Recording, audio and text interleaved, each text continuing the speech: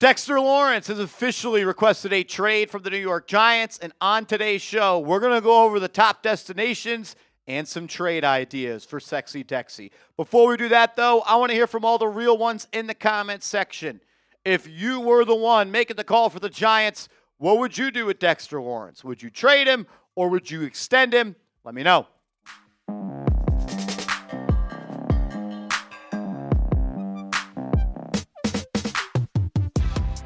This is New York Giants Now by Chat Sports. I am your host, Marshall Green. I appreciate everybody for clicking on today's show. And of course, as we are about 18 hours away from day one of the John Harbaugh era as voluntary workouts open up tomorrow, we've got a distraction and a big one. Dexter Lawrence wants a new contract, and it has been reported that the Giants have not met him where he is expecting his money, and he has since requested a trade. So let's start with this. Dexter Lawrence is slotted to make $20 million in 2026 cash and $19.5 million cash in 2027. That would make him the 12th highest paid defensive tackle in 2026 and the 13th highest paid defensive tackle in 2027. You look at the top 10 highest paid defensive linemen on average annual value, and he comes in at about 12th for a deal that he signed back in 2023. I'm sure he saw what Milton Williams and Jordan Davis and Aleem McKeel and Quinnon Williams all have gotten paid over the last 36 months. And obviously, he feels that he deserves that exact type of payday.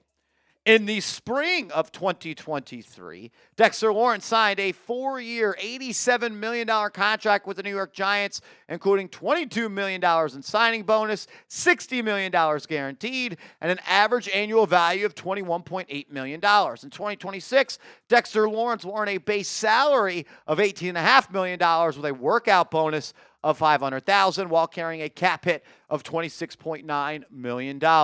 At the time that deal was signed, it was still somewhat of a great deal for the Giants. Dex probably thought that he outperformed that contract in his first year after signing it. And look, he played really well in 2022 and in 2023 and in 2024. But he did not play well last year.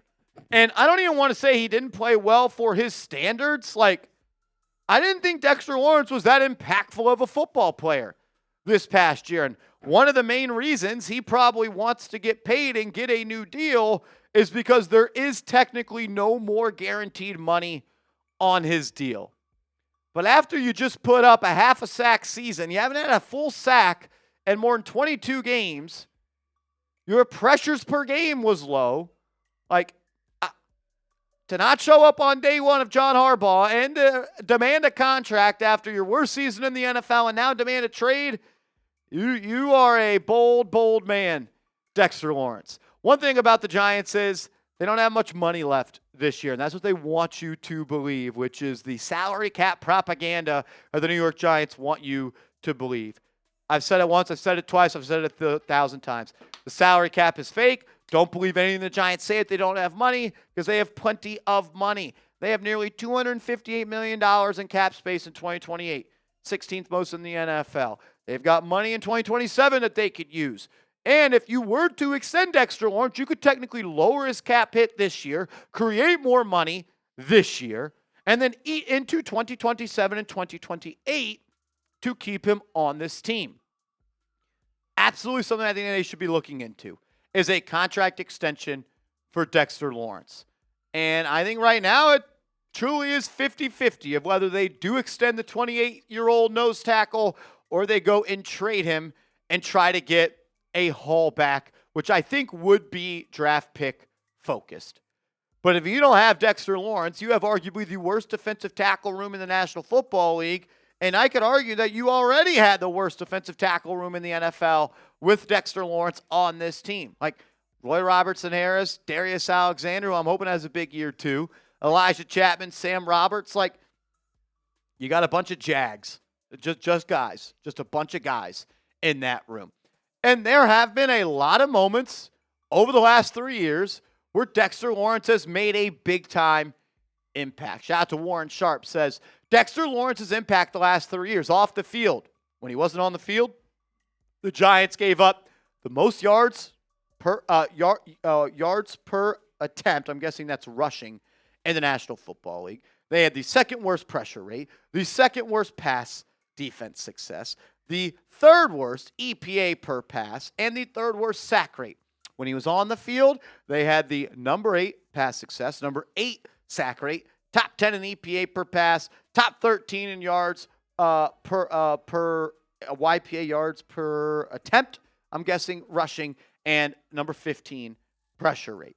And there's no doubt about it. Even as mad as I am today about Dexter Lawrence, I know how impactful he is, and he deserves more money. But Dexter Lawrence has also been the focal point of this defense. A defense since 2022 has allowed the most rushing yards in the NFL and the most yards per attempt in the NFL. Shout out to Justin Pennica talking Giants. Tweeted out, Giants allowed 5.2 yards per play when Dexter Lawrence was on the field in 2025.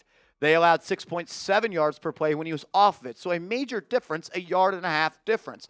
Allowing almost double the EPA per play is crazy too. The Giants desperately need more interior defensive line help.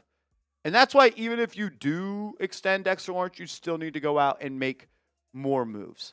The numbers say the Giants are better without him, and anyone that would say the Giants are better without Dexter Lawrence is just wrong.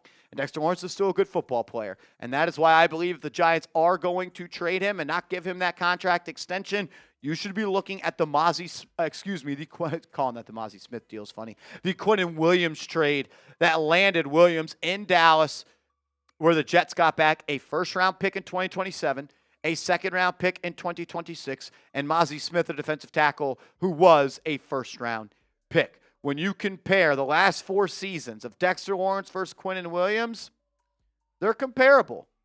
I think Dexter Lawrence is a better player than Quinnon Williams, but Williams is better technically in every single counting stat. And there's so much more that goes into counting stats.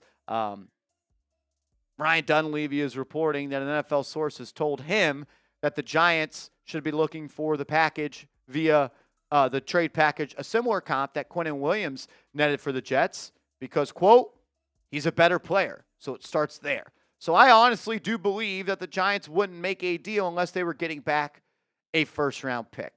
So I reached out to all other 31 hosts here at Chat Sports that cover the NFL, and certain teams, and I asked them, are your teams interested? And if so, send an offer in. Let's look at it. Let's talk about it and keep it, I would say, relative to what the Jets got back for Quinnon Williams. So Jeremy Chugs, who hosts our Texans channel, said, what about a first-round pick this year, number 28 overall, a third-round pick this year, number 69 overall, and for some reason he threw in Cade Stover as well.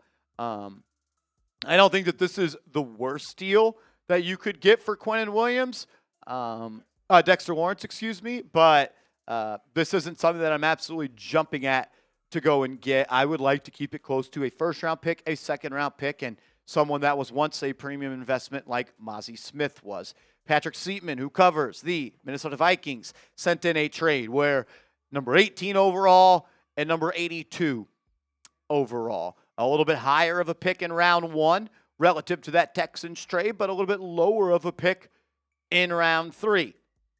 Am I going to be shocked if we wake up one day and it's a first and a third round pick for Dexter Lawrence? No, but I'm a Giants fan and I'm greedy and I want them to get the most capital back. Billy Beebe, who covers the Cincinnati Bengals, told me I don't see them trading pick number 10 in the 2025 NFL draft. So he sent an idea of trading the second-round pick that the Bengals own to the Giants, number 41 overall, a future first-round pick, and Shamar Stewart, who the Bengals drafted last year in the first round, who took forever to sign his deal, then had some injuries, and then some other stuff, and a whole lot of hoopla. I think this is pretty comparable to what the New York Jets got back for Quinnon Williams, but I would probably rather a trade that nets a first-round pick this year. Is there a deal that the Giants could work out to where the Bengals fall from pick 10 to pick 37? Giants send Dexter Lawrence in 37 to the Bengals and the Giants get a 10th overall pick and maybe a future second-round pick. I don't know. But I would want a first-round pick this year, but I don't think this is the worst offer in the world. My guy Will Ortner, who covers the Los Angeles Chargers here at Chat Sports, sent a trade where it was first-round pick this year, third-round pick this year, and Quinton Johnson, a former first-round pick receiver. I think it's a pretty good offer. I think this is comparable to that Quinnon Williams deal that we talked about. I think this is pretty close to what it could cost. And then Jackson Durham, who covers the Kansas City Chiefs here at Chat Sports, sent in, what about a first-round pick this year, number 30 overall, a third-round pick this year, number 74 overall. 30 is not a perfect spot. I think that is a little bit low. I'd like to pick a little bit higher than that. But that is what they have offered. So now that we've gone through 4 or 5 trades that kind of put some color to the picture of what a trade could net the New York Giants, I want to ask you this question again. What would you do with the Dexter Lawrence situation? We've shown you some trades. Would you trade him? Would you change your mind, or would you give him that contract extension, as we have also showed you what the top guys at his position are being paid? I guess I look at it like this. If you can get 2 first-round picks, no hesitation, I'm doing it. And if you get a first and a second-round pick this year, I put some serious thought into it. But at the end of the day, I would rather have Dexter Lawrence on this team than not. Big if here, he's healthy. He's motivated. He wants to be here. And you believe that there are still really good days ahead of him as a football player, and that elbow injury is no longer going to be a future problem. But if we're going to do this same song and dance in 365 days because the Giants aren't very good and you just don't want to be here, then no. So I need you all in, Dexter Lawrence. I need you fully healthy. I need you to act like a captain on this team. I need you to show up in shape. You were overweight all year last year. Everyone saw it. So I need you 100% in. I need this to be stitches on an open wound, this contract stuff, not just a Band-Aid, because I can tell you this, Myles Garrett still wishes he was traded. So you better want to be here. You better be in shape. You better be fully healthy. No future injuries coming from the elbow. And I need to know that your best days, or some of your best days, are still in front of you. And this is also contingent on what the trade offers are out there. Again, 2 first-round picks. I'll drive you to LaGuardia, my man. First and a second, let's see. At the end of the day, I just don't like this. I don't like the cloud. I don't like the baggage. I don't like the problem. I don't like the BS. And it personally pisses me off that Dexter Lawrence was out of shape last year. His effort sucked last year.